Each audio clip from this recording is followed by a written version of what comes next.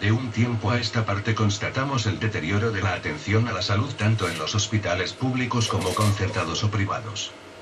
Con este calor que sufrimos, la planta tercera del Hospital Concertado Santa Tecla no dispone de aire acondicionado. Y hará un mes el techo de la sala de enfermería se desplomó, afortunadamente sin causar heridos, en el Hospital Público Joan Exxi. Ambos son consecuencia del ataque que sufren nuestros hospitales. Mediante una fundación privada que se lucra gracias a la combinación de financiación pública y atención privada como ocurre con la Fundación Santa Tecla o mediante la aplicación de recortes como sucede en el sector público estatal. En esta situación parece haber una contraposición clara. Bueno y malo, público y privado. Y sin embargo las cosas no son tan sencillas. Si los hospitales privados o concertados quieren hacer negocio con una necesidad básica de la mayoría para enriquecer a una minoría de manera obvia, los hospitales públicos no son no exclusivamente el lugar donde nos atienden de buena fe cuando dejamos de estar sanos. Más allá de las buenas intenciones, no habrá sanidad verdaderamente pública, universal y de calidad sin un cambio fundamental del sistema de relaciones sociales que padecemos. La garantía estatal de una serie de derechos para los trabajadores, por lo menos de manera temporal y circunscrita a un determinado territorio, como lo ha sido Europa Occidental durante los últimos 70 años, no es casual ni gratuita. Los servicios públicos de salud han sido la bandera de los defensores del capitalismo de rostro humano, que defiende que el enriquecimiento privado es compatible con el interés general, ganando afectos a la causa capitalista. Sin embargo, desde un principio incorporaban, en su mismo núcleo, el objetivo de profundizar la acumulación capitalista. Así es en la construcción de las instalaciones, realizadas por empresas privadas financiadas por el Estado para favorecer el trasvase de capital acumulado vía impuestos para la especulación sobre el suelo. Así es en la concepción de la asistencia sanitaria, medicalizada para favorecer a la industria farmacéutica, priorizando atención de urgencia frente a prevención y en general dirigida por criterios de racionalización del gasto. Y así es en el desarrollo de la actividad sanitaria, basada en la explotación creciente de los trabajadores, que ven cómo aumentan sus horas, se reducen sus salarios y crece la presión. Todo el proceso quiere convertir al trabajador en una máquina de producir beneficios y al enfermo en un número, que pasa de paciente a cliente y de cliente a mera mercancía. Si este es el caso de los hospitales públicos, su privatización no es proceso distinto sino simplemente un paso más en la misma dirección.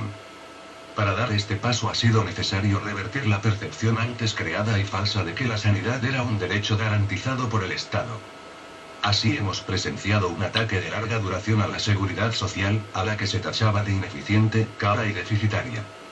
Años antes del comienzo oficial de la crisis era habitual escuchar que no había dinero para gastos sociales.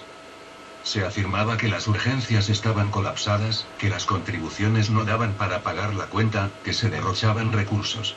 Mientras se recortaban presupuestos y derechos laborales, se vilipendiaba a los trabajadores, tachándolos de privilegiados y vagos y fomentando la división en la clase obrera.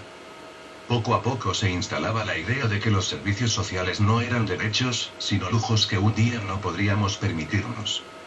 Y como tales no eran para todos, sino para quien se lo pudiera pagar. Junto con los trabajadores del sector, hay otro colectivo que ha servido de chivo expiatorio de todos los males que padece la sanidad estatal. Se trata de los inmigrantes en situación administrativa irregular y otras personas en situación de exclusión. Los trabajadores de países más pobres, siempre observados con desconfianza a pesar de ser recibidos años atrás como agua de mayo en sectores como el agrícola y el de cuidados, dispuestos a trabajar en condiciones que no aceptaba ningún autóctono, se han convertido en el enemigo a abatir. Culpables de ser los más débiles de la clase obrera, se les ha cargado con el crimen de abusar de los mismos servicios que se habían financiado y mantenido gracias a su trabajo y que habían servido para desviar una parte de la riqueza que habían producido a manos privadas. El capitalismo, como el Estado en el que se sostiene, no puede existir sin vulnerar su propia legalidad. El capital utiliza actividades legales e ilegales en su objetivo de apropiarse y acumular privadamente la riqueza común y el trabajo social encarnado en ella. Instalada la idea de que la sanidad no es un derecho, sino una mercancía y hundida la reputación de los servicios sociales estatales, se abre el camino a la gran masa de la población hacia opciones privadas. La generalización del uso de mutuas, llevada a cabo con el aval de los sindicatos mayoritarios, es un gran avance en este sentido. Por una parte supone la inyección del dinero de nuestro salario a manos privadas. Por otra justifica el paulatino socavamiento del servicio sanitario, convertido en último recurso para muertos de hambre. Finalmente, confirma la idea de la sanidad como mercancía, cuyo acceso depende de la capacidad de compra de cada individuo en un momento dado.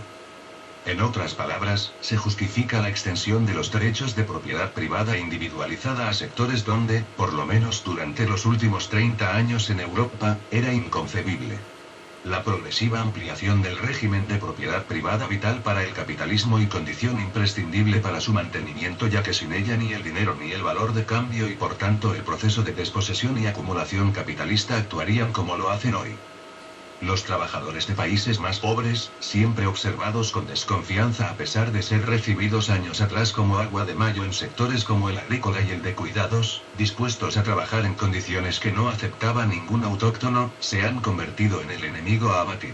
Si tenemos en cuenta lo anterior, es fácil comprender por qué es contraproducente reducir la herramienta de desposesión que son tanto el sistema privado concertado como el público a una cuestión de corrupción. Este discurso permite mostrar la desintegración de las instituciones que nos piden respetar y el cinismo de quienes se erigen como nuestro modelo. Sin embargo, también puede dar a entender erróneamente que basta con levantar esta bandera para ganar la lucha.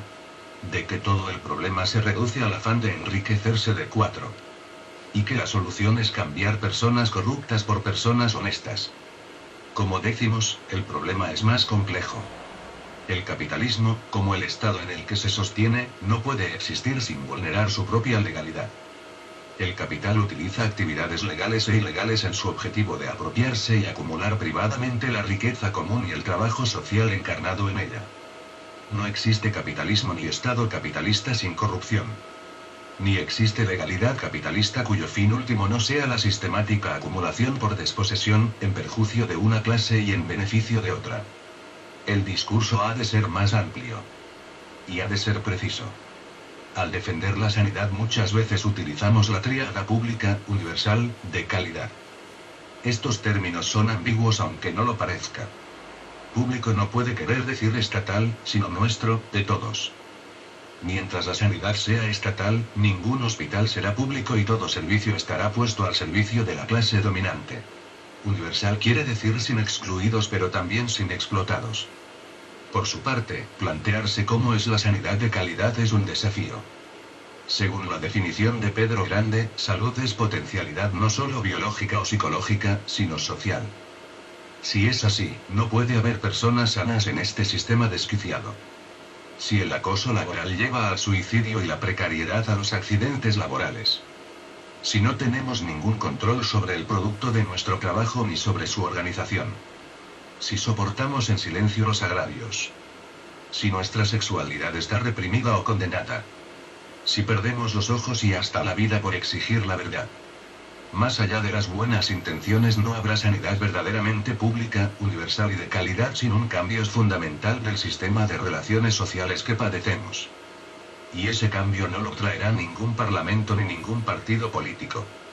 Solo la inclusión de esta lucha en un marco más amplio, desde una perspectiva verdaderamente anticapitalista y de clase puede darnos las claves de hacia dónde empezar a caminar.